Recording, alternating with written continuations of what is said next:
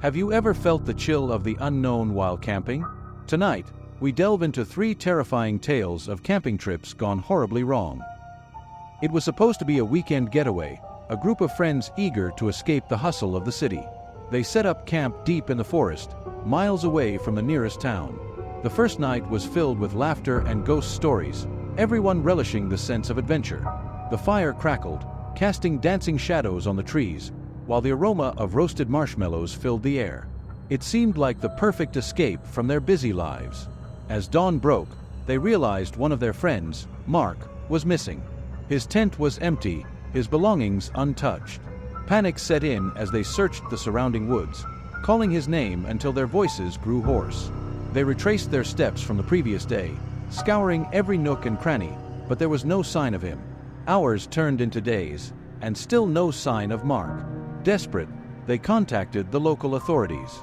The search expanded, involving dozens of volunteers and search dogs. The once vibrant camp was now a hub of frantic activity, but Mark had vanished without a trace. Every lead turned into a dead end, and the forest seemed to swallow their efforts whole. Weeks later, his friends returned to the campsite, hoping for closure. What they found was chilling. Mark's tent was gone, replaced by a crude wooden cross, his name carved into it. The sight sent shivers down their spines, and they couldn't shake the feeling of being watched. To this day, no one knows what happened to Mark, but the eerie silence of the forest suggests that he might still be out there, watching. As the years passed, the story of Mark's disappearance became a local legend. Some say they can still hear his voice calling for help in the dead of night, while others claim to have seen a shadowy figure lurking among the trees. Whether it's the power of the mind or something more sinister, one thing is certain: the forest holds its secrets tightly, and it doesn't like to let go. One autumn, a new group of campers decided to visit the same forest. Unbeknownst to them, they pitched their tents near the very spot where Mark had disappeared. On the first night, one of the campers, Alex, went out for a late-night walk. As he wandered through the trees, he felt a strange sensation, as if he was being followed. He turned around, but saw nothing. Returning to the campsite, he found his friends fast asleep. Deciding not to wake them, he lay down in his tent, trying to brush off the unsettling feeling. In the middle of the night, he woke up to the sound of footsteps circling the camp. Peeking out, he saw a shadowy figure moving between the trees. Heart pounding, he grabbed his flashlight and ventured out, calling for whoever was there to show themselves. The figure disappeared into the darkness, and Alex followed, driven by a mix of curiosity and fear.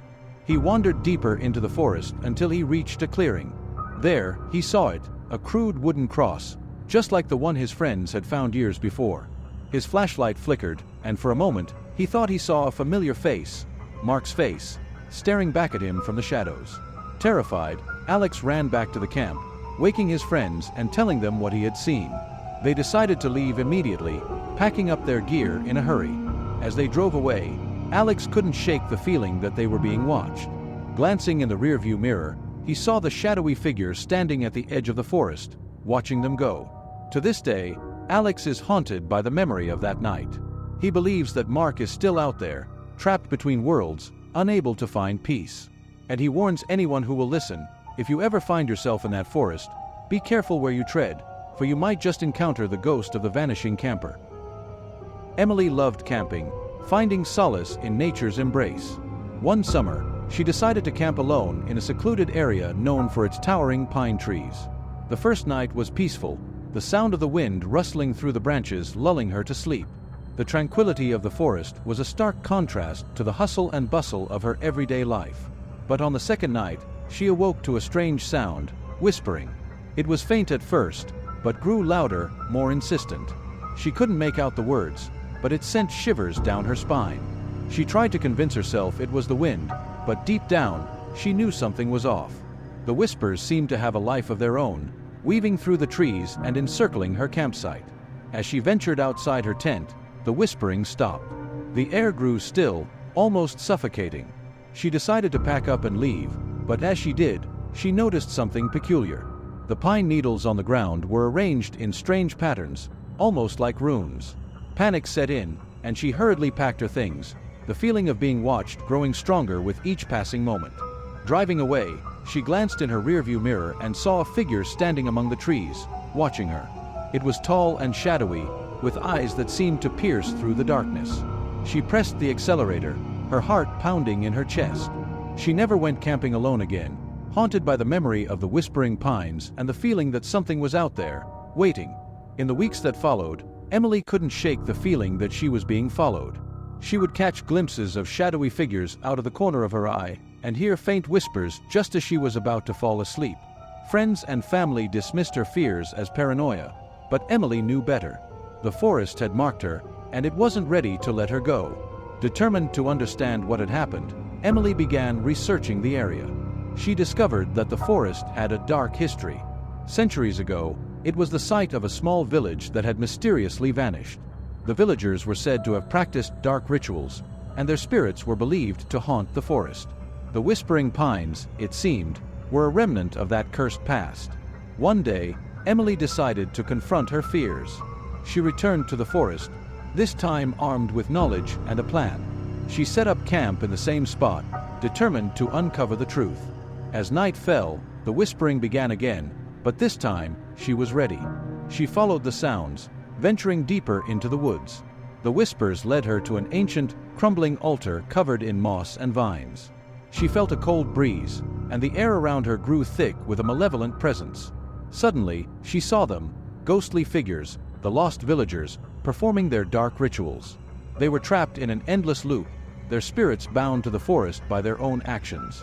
Emily realized that the only way to free them, and herself, was to destroy the altar. She grabbed a rock and began to smash the ancient stones, her actions disrupting the spectral ceremony.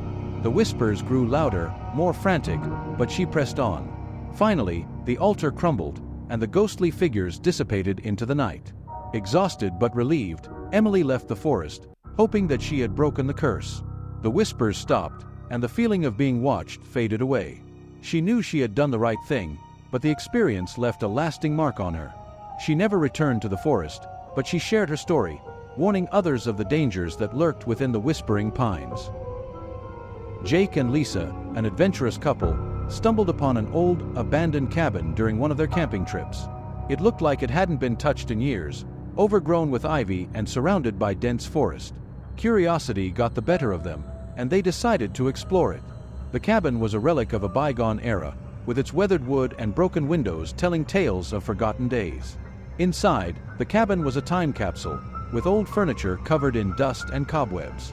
They found a diary belonging to a family who once lived there, detailing strange occurrences, unexplained noises, objects moving on their own, and an overwhelming sense of dread. The entries grew more frantic as the days went by, culminating in a final cryptic message: "We are not alone." That night, Jake and Lisa decided to stay in the cabin, thinking the stories were just figments of the family's imagination. But as darkness fell, the atmosphere changed. They heard footsteps echoing through the halls, whispers in a language they couldn't understand, and the feeling of being watched. The air grew thick with tension, and every creak and groan of the old cabin set their nerves on edge. In the middle of the night, they were jolted awake by the sound of a door slamming shut. The cabin seemed to come alive, the walls creaking and groaning as if under immense pressure. They grabbed their things and ran, not stopping until they reached their car. As they drove away, they looked back to see the cabin's front door wide open and a shadowy figure standing on the porch. Jake and Lisa never spoke of that night again, but they couldn't shake the feeling that something followed them home. Strange things began happening, objects moving on their own, cold spots in their house, and that unsettling feeling of being watched. They tried to rationalize it, but deep down, they knew the truth. The cabin had left its mark on them, and its ghostly inhabitants were not willing to let go. Years later, they heard rumors of other campers stumbling upon the cabin, each with their own tale of terror. The legend of the abandoned cabin grew, and it became a place of dark fascination. But those who dared to venture there soon realized that some places are best left undisturbed, for the past has a way of reaching out and touching the present in the most chilling of ways. One winter, a group of college students decided to investigate the abandoned cabin for a paranormal documentary. Equipped with cameras and recording devices, they hoped to capture evidence of the supernatural.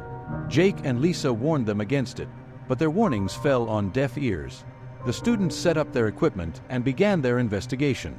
At first, everything seemed normal. They recorded the creaks and groans of the old cabin, but nothing unusual. As night fell, The atmosphere grew tense. Shadows danced in the corners of their vision, and the temperature dropped suddenly. One of the students, Rachel, felt a cold hand brush against her arm. She turned, but no one was there. The others laughed it off, attributing it to her imagination. But then the footsteps started, heavy, deliberate, echoing through the halls. The whispers followed, filling the air with an eerie chant. Panicked, they decided to leave, but as they packed up their equipment, the door slammed shut, trapping them inside. The walls began to shake, and the air grew thick with an oppressive presence. Desperate, they tried to force the door open, but it wouldn't budge. Rachel remembered the diary Jake and Lisa had mentioned. She frantically searched for it, hoping to find a way to escape. The final entry caught her eye: destroy the altar. She knew what she had to do. With the others' help, she found the old, crumbling altar and began to smash it. As the altar broke, the cabin seemed to release a breath. The oppressive presence lifted, and the door swung open. They ran to their car and drove away, never looking back. They had captured enough footage to prove the cabin's haunting, but the experience left them shaken. Jake and Lisa heard about the documentary and watched it with trepidation. Seeing the terror the students had experienced confirmed what they had always known. The cabin was a place of darkness. They hoped that the destruction of the altar had finally put the spirits to rest, but a part of them remained unsure. To this day, the abandoned cabin stands as a testament to the past's grip on the present. Those who venture there do so at their own risk, for some spirits refuse to be forgotten. The legend continues to grow, each new story adding to the chilling lore of the haunted cabin in the woods.